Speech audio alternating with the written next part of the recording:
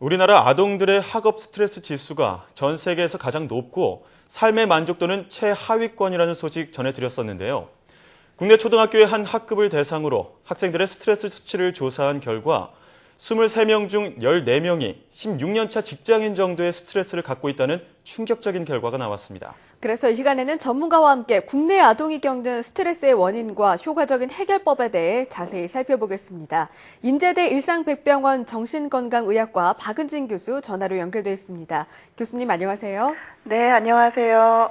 네, 참 우리나라 아이들이 받는 스트레스 지수가 상당히 높은 수준이다라고 전해드렸습니다. 아니 직장이 16년 차라니 참 안타까운데요. 국내 영유아의 경우에 이게 10명 중 3명 정도가 우울 증상을 보인다라는 분석 결과까지 나왔는데 실제로 얼마나 심각한가요? 사실은 일반적인 스트레스가 아이들이 이제 발달할 때 저희가 정상적인 상황에서도 많이 겪는 것들이 있습니다. 그런데 이제 최근에는 이런 일반적인 스트레스 이외에 아이들이 이런 스트레스가 누적되면서 다양한 증상을 보이고 있어서 걱정을 많이 하는데요. 네. 2012년도에 이제 광명시에서 아이들을 좀 조사해봤더니 정말로 아이들이 우울하고 주눅이 들고 친구들하고 어울린다든지 집중력 문제 등의 이런 사회성이나 정서적 어려움을 보이는 아이들이 정말로 3명에서 4명 정도가 나타나서 굉장히 좀 어른들이 걱정을 많이 하게 되었고요. 네. 유니세프에서 이제 발표한 연구 결과에서도 아이들이 주관적으로 느끼는 웰빙 이런 부분들이 다른 나라 아이동들에 비해서 심각하게 많이 떨어진다. 특히 학업 스트레스 지수는 어떻게 보면 1등이다. 이렇게 해서 굉장히 많이 걱정을 하게 되어서 우리가 흔히 아는 일반적인 스트레스보다 우리나라 아이들이 훨씬 더 많은 스트레스가 지금 누적되고 있다. 이렇게 볼 수가 있습니다. 예, 참 마냥 행복하게 해도 시간이 부족한 아이들인데 이렇게 아이들이 극심한 스트레스를 받게 된 주요 원인은 무엇인가요?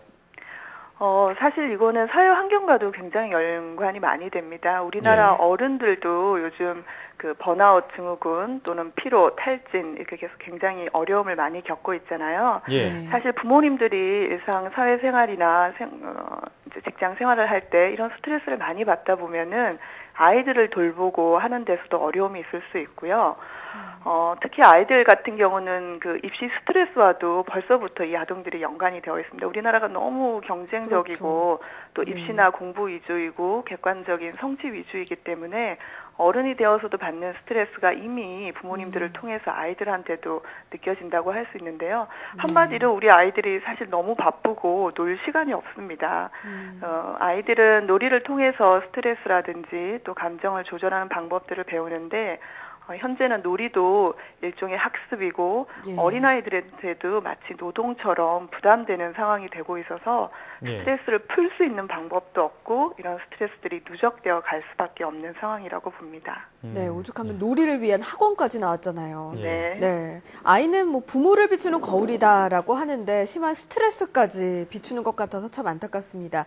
이런 아이들의 경우에 어른들이나 걸릴 것 같은 두통이나 소화불량 심지어는 또 탈모를 겪기도 한다고 들었는데요. 이 스트레스 강도에 따라서 어떤 반응이 나타납니까? 그 아이들 같은 경우는 이런 스트레스가 많이 누적이 되면 정서, 또 행동, 생각, 신체 증상으로도 나타날 수 있는데요. 가장 흔한 게 잠이나 또 밥을 먹는 패턴들이 변하기도 합니다. 잠을 갑자기 못 잔다든지 입맛이 떨어진다든지 또는 너무 과식을 한다든지 그 다음에 짜증이나 불안을 많이 보이기도 합니다. 그 다음이 사실 아이들 같은 경우는 이 스트레스가 쌓이면 말로 표현하는 것이 힘들 수도 있기 때문에 배가 아프거나 머리가 아프거나 이런 신체 증상을 많이 표현을 하는데요. 우리가 이렇게 자주 아프다고 하면 아이들이 스트레스를 정말 많이 느끼고 있구나, 그럴 수도 있구나라고 어른들이 관심 있게 보는 것이 필요하고요. 사실은 스트레스가 누적되면은 생각하는 또 인지적인 부분도 나타날 수가 있는데요. 대표적인 게 집중을 잘 못할 수 있습니다.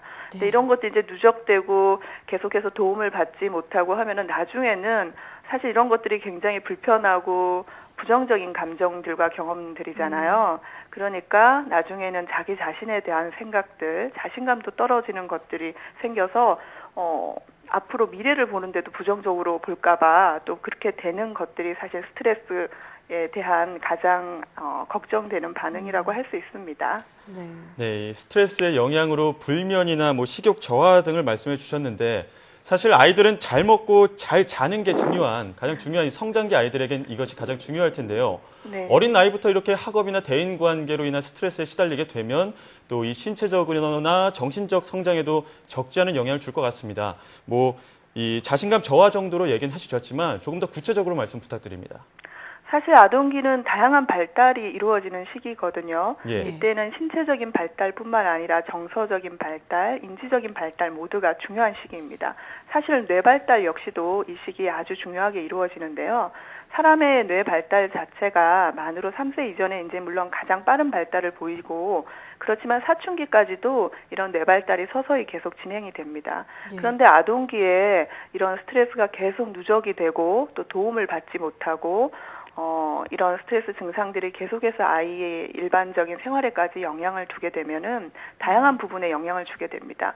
네. 이런 것들이 청소년기를 거쳐서 성인기가 되어서도 스트레스에 굉장히 더 민감해진다든지 마음을 조절하거나 기분을 조절하는 정서 조절 능력이 떨어진다든지 충동적이 된다든지 예. 이후에 우울이나 불안증 같은 다양한 마음 건강의 어려움들이 겪을 수 있습니다. 그래서 사실은 어린 아이의 스트레스를 조절하고 관리해 주는 것이 정말 중요하다고 할 수 있습니다. 네, 네. 그야말로 신체적인 것뿐만 아니라 어른이 되었을 때의 성격 형성에도 영향을 정말 줄 것 같습니다. 그러다 보니 우리 어른들이 할 수 있는 일이 아이들이 받은 스트레스를 이제 효과적으로 좀 해소시켜주는 게 아닐까 싶은데요. 어떤 방식으로 도와줘야 할까요? 우선은 어른들이 아이들을 잘 살펴봐야 되고 관찰해야 될 것 같습니다. 아이가 네. 스트레스가 많아서 정말 힘들어하는 거를 우리가 모르고 놓친다면은 도와줄 방법도 찾기가 어려울 것 같습니다. 잘 관찰하고 실제로 아이가 힘들어하구나 그렇게 느끼면은 사실 우리 어른들이 뭔가를 막 급하게 해결하려고 하고 또 아이가 왜 이렇게 못하냐 약하냐 이렇게 좀 비난하게 될 수도 있거든요. 그렇죠. 그런 것들은 사실 아이들한테 도움이 되지 않고 제일 중요한 거는 아이가 보이는 스트레스 반응들을 우리가 알게 되면은 잘 다독여주고 위로해주고 또 들어주는 것이 가장 우선은 중요하고요. 원인이 만일 있다면 또 그게 해결 가능한 것이라면 해결을 해줘야 됩니다. 예. 다양한 학습 스트레스라든지 학원 스트레스로 아이가 너무 힘들어하면은 융통성 있게 조절해줄 수도 있고요. 그리고 성장기이기 때문에 사실 휴식하고 영양 공급하는 거가 굉장히 중요하고요. 네.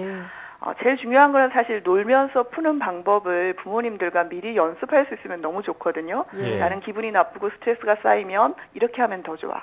예를 들면 음악을 들어도 되고 운동을 해도 좋고 아빠랑 자전거를 타도 되고 이런 방법들을 미리 어른들이 좀 찾아주고 연습을 한다면은 이후에 아이가 성장할 때도 이 스트레스를 조절하고 푸는 방법들, 능력들이 훨씬 더 커지게 됩니다. 근데 가장 제 생각에 중요한 거는 아이들 같은 경우는 안전한 가정 또 사랑하는 어른이 있으면 이 스트레스 자체를 건강하게 다루는 법을 보고 배우게 되거든요. 그리고 네. 스스로 할 수 있습니다. 사회 전체가 아이들의 스트레스를 줄이려면은 이 아이를 돌보는 어른들의 스트레스를 줄이기 위한 다양한 노력들이 같이 있어야 할 것 같습니다. 네, 앞서서도 이 어린이들의 스트레스의 원인을 사회 환경적인 원인이다라고 했는데 어른들이 좀 행복한 가정을 이루는 게 또 근본적인 대책이 되지 않을까 싶습니다. 네, 맞습니다. 지금까지 인제대 일산백병원 정신건강의학과 박의진 교수와 함께 이야기 나눴습니다. 교수님, 오늘 말씀 고맙습니다. 감사합니다. 네, 우리나라의 높은 교육열은 긍정적인 측면도 분명 많지만 이 때문에 아이들이 행복하지 않는다면 개선해야 할 여지도 분명히 있는 것 같습니다. 네, 맞습니다. 아이들의 스트레스를 그대로 두면 또 우울증으로 이어질 수 있다고 하니까요. 이번 주말은 가족들이 함께 대화도 나눠보고 또 함께 운동하는 시간 가져보는 것도 좋겠습니다.